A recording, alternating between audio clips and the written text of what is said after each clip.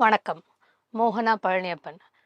இங்க வரலாறு பற்றி பேசுறதுக்கு ரொம்ப சந்தோஷமாவும், ஒரு பெருமையாவும் எனக்கு இருக்கு. ஆனா, ஒரு வரலாற்று முதுநிலை பட்டதாரியான நான், வரலாறு படிக்கும்போது, எனக்கு இந்த பெருமை இருந்ததான்னு கேட்டீங்கன்னா, அது கொஞ்சம் கேள்விக்குறி. ஏன்னா, வரலாறு படிக்கிற மாணவிகள்னாலே கொஞ்சம் ஏளனமா தான் பார்ப்பாங்க. "ஐயோ! வரலாறா? ஹிஸ்ட்ரி படிக்கிறியா நீ?"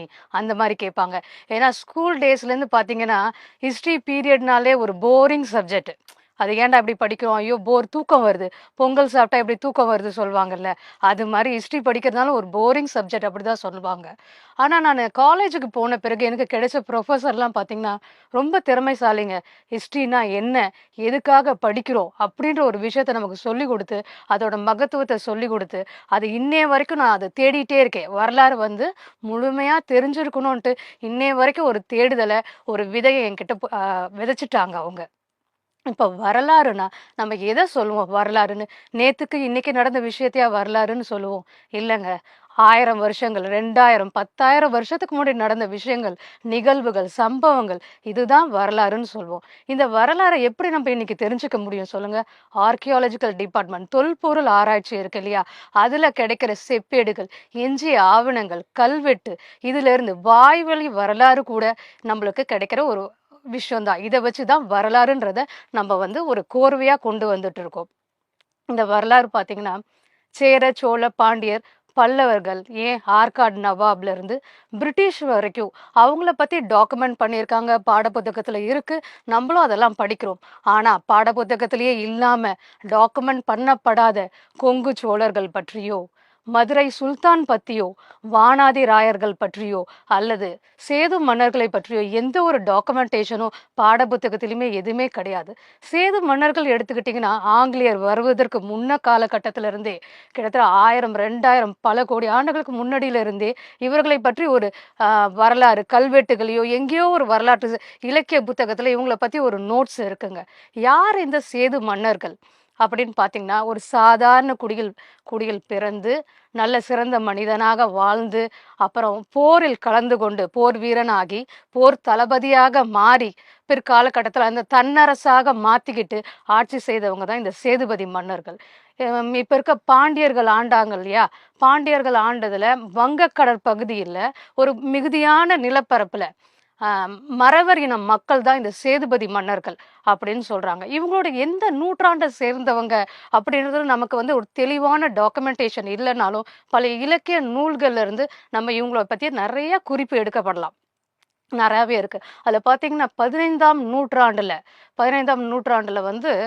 இலங்கையில என்ன நடந்ததுன்னா, ஒரு மிகப்பெரிய இலங்கை யாழ்ப்பாண அரசு மன்னர் மிகப்பெரிய ஒரு முருகனுக்கான கோயில் கட்டுறாரு. அதுக்கு குடமுழுக்கு பண்ணணும், கும்பாபிஷேகம் பண்ணணும். அதுக்கு 6 கால பூஜைக்கு ஆதம விதிப்படி ஒரு 10 அந்தணர் வேணும்னு சொல்லி, இங்க மதுரையை சார்ந்த சேதுபதி மன்னர்கள் கிட்ட 10 அந்தணர் வேணும்னு உதவி கேட்குறாங்க. அப்ப நம்ம சேதுபதி மன்னர் 10 அந்தணர்கள கடல் கடந்து யாழ்ப்பாணத்துக்கு அனுப்பி வைக்கிறாங்க. இது எப்படி தெரியுமா? தன்னுடைய சமயத்த வளர்க்கறதுக்காக, ஆன்மீக நெறிய வளர்க்கறதுக்காக கடல் கடந்து 10 அந்தணர்கள அங்க அனுப்பி வச்சுட்டு இருக்காங்க.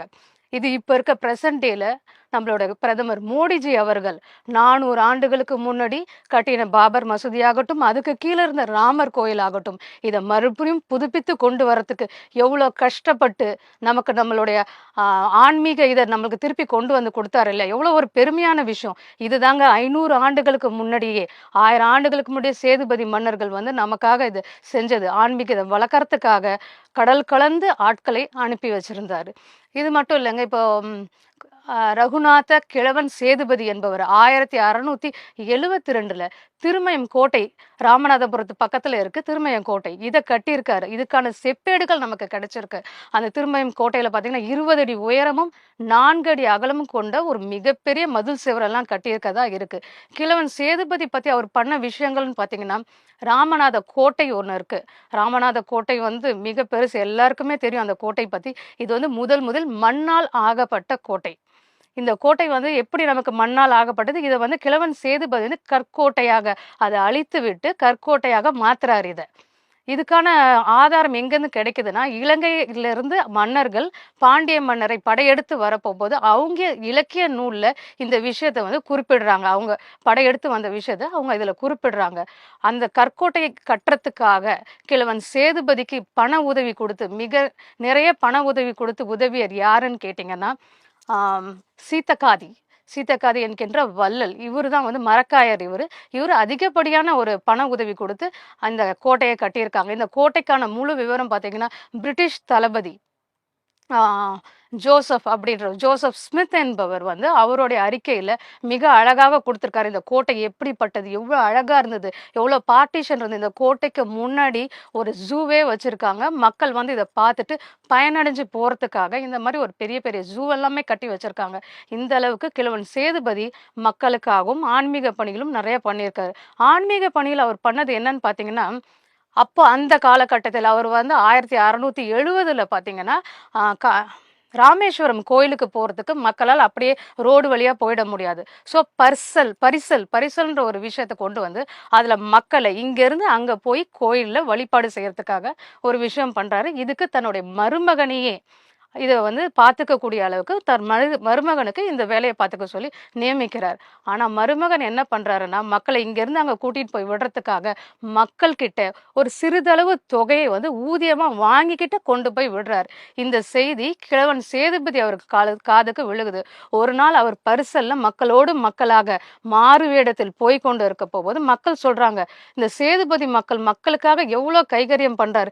கோயிலுக்காக எவ்வளோ பண்றாரு. அதெல்லாம் விட்டுட்டு நம்மகிட்ட இந்த அற்ப காசு எதுக்கு அவர் நம்மகிட்ட இருந்து வாங்கணும்?" அப்படின்ற மாரி ஒரு கேள்வி அவர் காதுக்கு ரீச் ஆனோனே, அவர் என்ன ஏதுன்னு கேட்கலங்க. மருமகன அப்பவே தூக்கிலிடுறதா வாய்வழி வரலாறுன்றது நமக்கு கிடைக்குது.